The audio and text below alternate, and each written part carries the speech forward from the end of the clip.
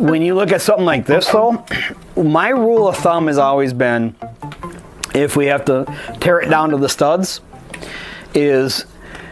or it's been torn down to the studs, I go through, and I still do it with the formulas that I teach you guys. I go through and I run my numbers based on what it would be as if we didn't have to do the sheetrock or any of that. Whatever that number comes up with, then I double it. And that's going to give me my cost of doing the sheetrock and the demo of everything and putting the sheetrock back in. I'm sorry, which number did you say you doubled?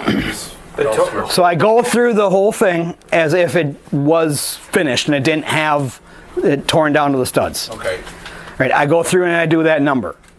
Right, and in this case, I came up with a 28, 29, right around $30,000 if it did not need the sheetrock and all that. Sure.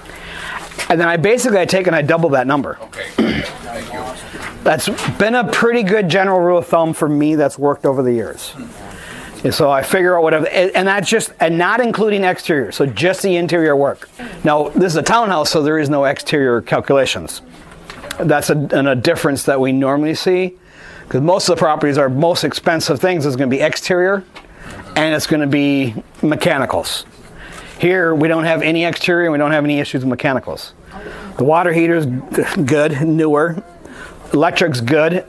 The furnace, I'm assuming, is good. It's not even in the unit, so I'm thinking that there's there's either a common area or like a utility room in the middle of this building or on the back side of this wall.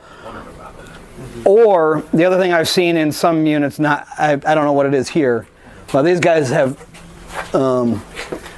they have truss roofs, so I don't think this is going to be the case. But I've seen it in other like condo units where the furnace units would be up on the ceilings. They are up on the roof where they're flat roofs. You can do that. So here I'm assuming, or they have attic space. They might have an attic here, or they could have it, but I don't think they're going to have an attic and push the heat all the way down and then push it up to the floor. But they might, I don't know. I'd have to talk to people that have been here for a while to figure that out. It was the 70s, man. They did a lot